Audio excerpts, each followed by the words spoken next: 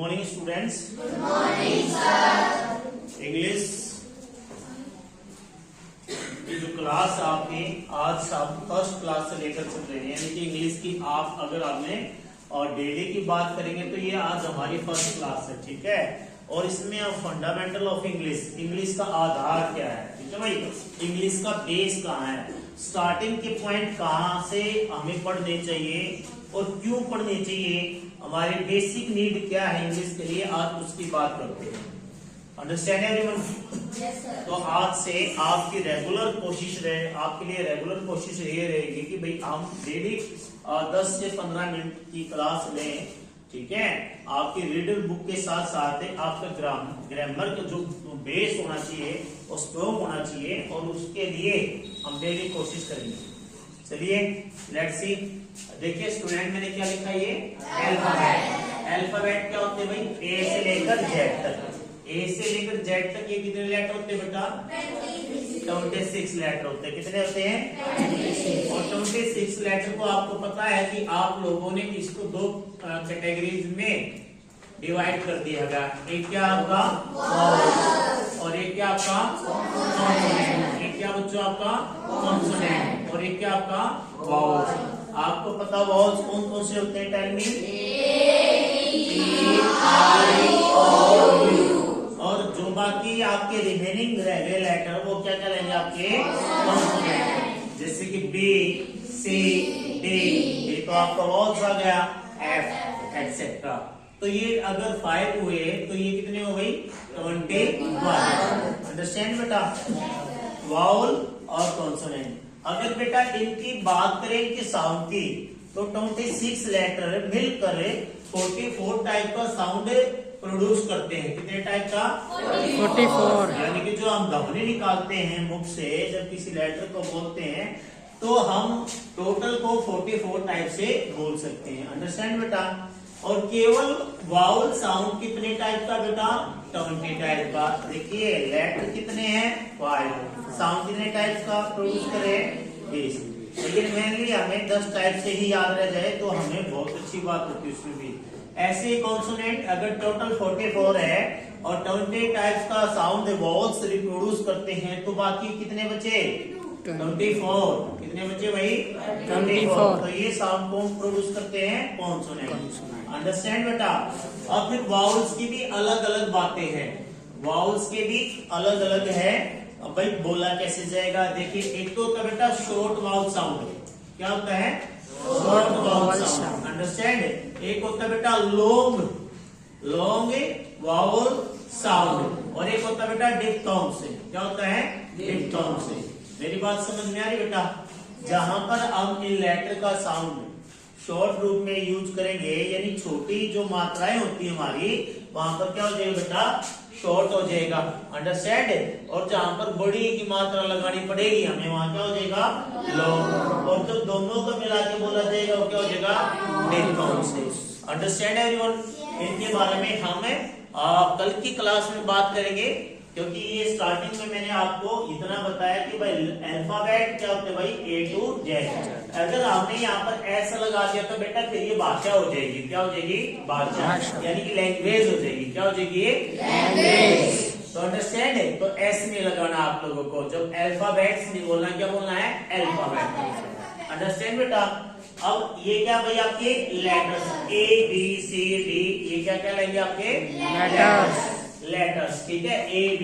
अगर खाली लेटर की बात करें तो जैसे A अलग हो गया, B अलग हो गया, ये ज्यादा ना, तो लेटर्स हुए, सिंगल है तो लेटर। अंडरस्टैंड बेटा? वर्ड्स क्या होंगे भाई? वर्ड क्या होंगे? इन लेटर को मिलाकर क्या बन जाएगा आपका? वर्ड। क्या बन जाएगा बेटा? वर्ड। और वर्ड्स मिलकर क्या बन जाएंगे आपके? सेंटेंस। क्या बन जाएंगे बेटा? सेंटेंस। अंडरस्टैंड? क्लियर ये बात यहाँ तक है? सही बच्चों को अंडरस्टूड हो रही है बात? आगे देखिए, आगे मैंने क्या लिखा? A collection of 26 letter is called alphabet. क्या लिखा बेटा? A collection of 26 letters is called alphabet. कई बार आपको ने बेटा ऐसे फिलअप करने के लिए दे देंगे कि बताइए इज आएगा, एम आएगा, आर आएगा।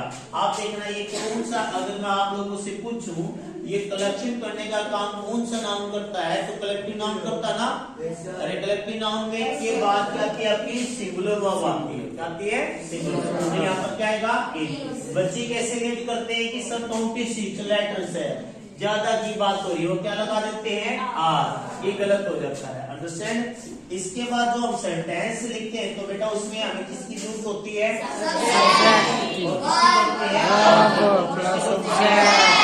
सब्जेक्ट को आप लोग क्या बोलते हो? डूअर। क्या बोलते हो बेटा? यानी कि डू मतलब करना और डूअर मतलब करने वाला। इसके बाद क्या भाई? वर्ब। आपको क्या बोलते हो? Action word. ये कई जगह स्टेडी वर्ब का काम करेगी और कई जगह बेटा एक्शन वर्ब का काम करेगी। अंडरस्टैंड? आगे चलकर क्लास में देखेंगे कि भाई स्टेडी वर्ब कैसे यूज की जाती है। इसके बाद क्या भाई? ऑब्जेक्ट को क्या बोलेंगे हम? रिसीवर। क्या बोलेंगे? रिसीवर। अब इसके बाद ध्यान देना बेटा, अगर वर्ब है आपकी, ठीक है, ये एक्शन वर्ड है, हम वर्ब के बाद में क्या चाहिए हमें? ऑब्जेक्ट। देखिए, एक तो बेटा आपका वर्ब, ठीक है, और एक आपकी प्रीपोजिशन। क्या बेटा? लिखा मैंने ये प्रीपोजिशन। इन दोनों को ही नीड होती है किसकी? ऑब्जेक्ट। किसकी आवश्यकता होती है इनको? ऑब्जेक्ट। और बाकी किसी को ऑब्जेक्ट की आवश्यकता नहीं होती। तो ऑब्जेक्ट को आइडेंटिफाई कैसे किया जा सकता है? ऑब्जेक्ट को आइडेंटिफाई कैसे कर सकते हैं हम? कैसे कर सकते हैं बेटा? व्हाट लगाकर देखेंगे तो हमें ऑब्जेक्ट मिलेगा नॉन लिविंग। क्या मिलेगा बेटा? Non living. मैंने क्या कहा कि अगर कोई काम हुआ है, कोई एक्शन हुआ है, उस एक्शन को ही देखेंगे एक्शन कैसा हुआ है, तो बेटा व्हाट से क्या पता चलेगा हमें? Non living. और whom से किसका पता चलेगा? लिविंग। किसका पता चलेगा? लिविंग। रोक के बेटा देखिए बेटा, मैंने यहाँ पर कुछ सेंटेंस लिखे। क्या लिखे मैंने? कुछ सेंटेंस लिखे और मैंने सेंटेंस में क्या कहा था आपको? किसकी नीड है? सब्जेक्ट। और किसकी नीड है बेटा? वर्ब। किसकी नीड है? ऑब्जेक्ट। सबसे पहले आप लोगों को क्या करना है, यहाँ पर ध्यान दीजिएगा बेटा। सबसे पहले आपको क्या करना है? सबसे पहले ये देखो कि क्या काम किएगा। आई वॉश क्लोथ्स। क्या काम किया भाई? वॉश काम किया गया ना बेटा, धोने का काम किया है। क्या काम किया है बेटा? धोने का। मैंने कपड़े धोए। अब मैं लगा के देख रहा हूँ, मैंने कपड़े धोए। क्या धोए? कपड़े। क्या लगा कर देखा बेटा मैंने? वॉट लगा कर देखा, मुझे क्या मिला? ऑब्जेक्ट। क्या मिला? ऑब्जेक्ट। ऑब्जेक्ट नॉन लिविंग है या लिविंग है? नॉन लिविंग है ना, तो व्हाट लगा के क्या पता चलेगा बेटा आपको कि ऑब्जेक्ट हमारा कैसा है? Non living. लिविंग है या नॉन लिविंग? अंडरस्टैंड बेटा? इसके बाद देखिए, अच्छा ये पूछूं, आई वॉश क्लोथ्स। मैंने कपड़े वॉश किए। Who wash clothes? आई। तो इससे क्या मिला बेटा? सब्जेक्ट। क्या मिल गया इससे? अब आगे देखा, शी नोज मी। वह मुझे जानती है। क्या काम कर रहे हैं? जानती। तो यहाँ पर हुआ बेटा एक्शन वर्ड। क्या हुआ ये? Action word. अब लगा के देखो, किसे जानती है? किसे जानते बेटा? किसे के लिए क्या लगाएंगे हम? क्या लगाएंगे बेटा? किसे जानती है? किसे जानती है? मे का मतलब मुझे। मे का मतलब मुझे। अब बताओ ये क्या है? नॉन लिविंग है या लिविंग है? लिविंग। क्या ये? लिविंग। आगे देखिए बेटा, वी बाय बुक्स। हम क्या खरीदते हैं? बुक्स। हम क्या खरीदते हैं? बुक्स। क्या काम किया हमने? खरीदने का। क्या हुआ आपका? एक्शन। क्या खरीदा आपने? तो वर्ड से क्या पता चला? बुक। कैसी बेटा ये? Non living. इसके बाद क्या है? You called him. तुमने उसको पुकारा या तुमने उसको बुलाया। अब क्या काम किया गया बेटा? बुलाने का। ये क्या हुआ आपका? एक्शन। अब किसको बुलाया आपने? उसे बुलाया ना। अगर मैं कहूँ यू कॉल्ड व्हाट, व्हाट का मतलब क्या हुआ? क्या से तो आंसर नहीं आया ना बेटा? किससे आंसर आया? तुमने किसे बुलाया। तो किससे बनेगा बेटा क्वेश्चन? और होम का आंसर क्या आया? हिम। और हिम क्या आपका? Living. Understand? They rejected my offer. They rejected क्या है एक्शन इसमें? रिजेक्ट करना।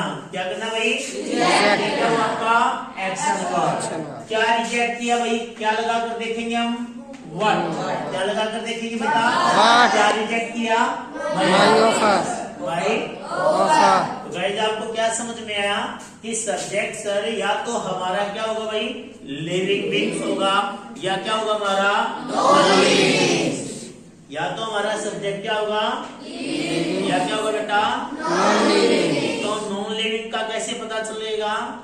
व्हाट लगा। सबसे पहले टारगेट किसको करना है? एक्शन वर्ड को। ठीक है बेटा, क्या काम किया गया वो बताएगा कि ये वॉश करने का काम किस पे हुआ है? क्लोज पे। तो क्लोज वॉश क्या किया? क्लोज। तो क्या से मिला आंसर? और जैसे हमने यहाँ किया शी नोज मी, वह मुझे जानती है। व्हाट वर्ड से तो नहीं मिले आंसर। व्हाट बट का मतलब क्या? क्या का मतलब मुझे होगा? नहीं होगा ना। किसे? मुझे। अगले में देखो क्या? वी बाय बुक्स, खरीदते हैं क्या? बुक्स। किसे आएगा इस आंसर है? किसी से आया बेटा आंसर है? ओम लगा के तो नहीं है ना। क्या खरीदते हैं? Books. तो क्या मिला है हमें? Non living. Non living. और यहाँ पर क्या? यू कोड है। तो मैंने क्या बताया आज आप लोगों को? मैंने आप लोगों को बताया कि भाई अल्फाबेट क्या होता है? अल्फाबेट्स क्या होते हैं? लेटर क्या होता है? लेटर्स क्या होते हैं? वर्ड क्या होता है? वर्ड्स क्या होते हैं? अंडरस्टैंड बेटा। उसके बाद मैंने आप लोगों को बताया स्टार्टिंग में ही कि जो अल्फाबेट है ये आपकी कितने की संख्या इनकी? 26। कितनी है? 26. कितने में डिवाइड किया गया इनको? 2. किस किस में डिवाइड किया गया है? बहुत सारे Consonant. बहुत सारे वॉल्स की साउंड की बात करें तो कितने टाइप का साउंड? 20 टाइप्स का। कितने टाइप का? 20. और फिर उसमें साउंड कैसे कैसे होते हैं वॉल्स में भी? Short wall sound, long wall sound और बिग वॉल साउंड। अंडरस्टैंड?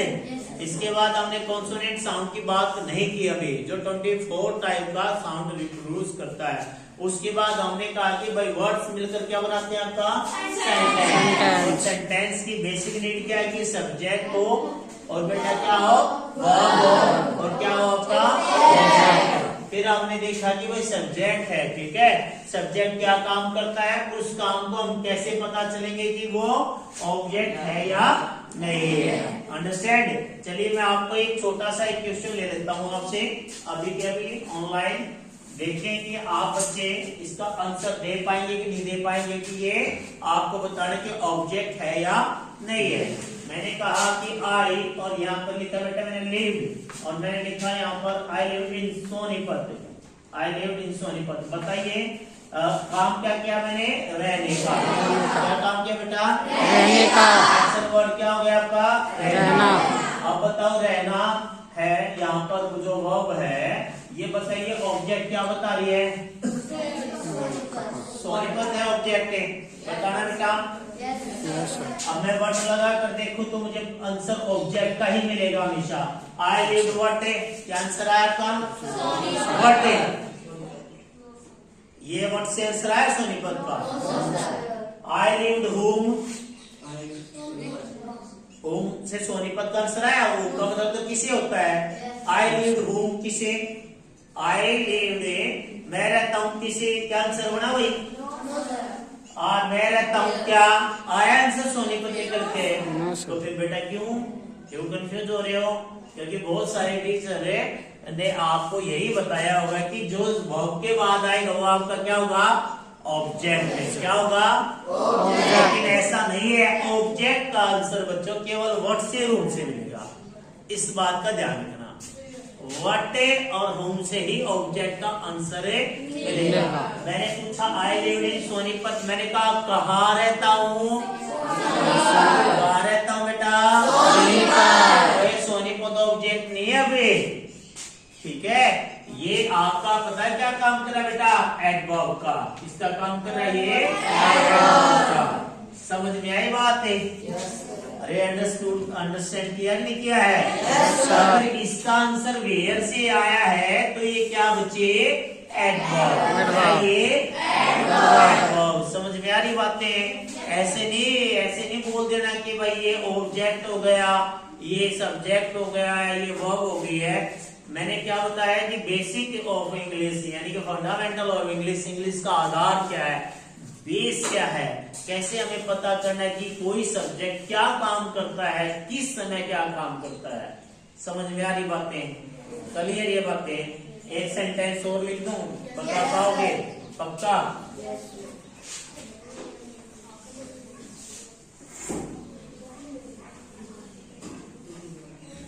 ये छोटा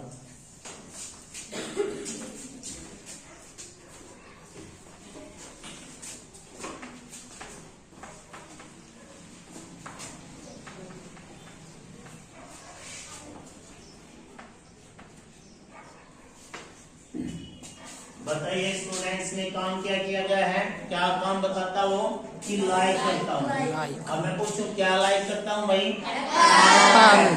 तो बेटा क्या से तो आंसर आया आपका, क्या आया? एप्पल्स का। तो ये क्या हुआ आपका? ऑब्जेक्ट। अब ये मच क्या काम कर रहा है यहाँ पर? नहीं। अब मच का क्या काम बेटा? मैं पूछूं हाउ मच, क्या मच का मतलब ज्यादा होता है।